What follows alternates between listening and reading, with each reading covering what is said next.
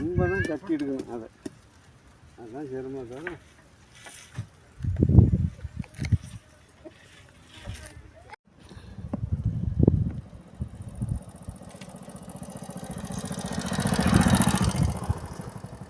இது பயங்கரமாக இருக்குது.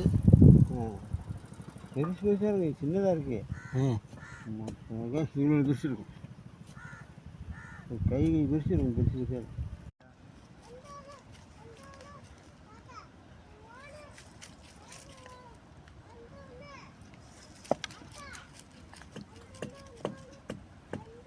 ஏறிட்டுனா எடுக்க முடியாது.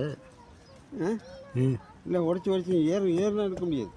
கையில் ஏறினாலும் எடுக்க முடியாது. அப்படியே கையை வச்சோன்னா மணக்கு ஒன்று உடஞ்சிடும்.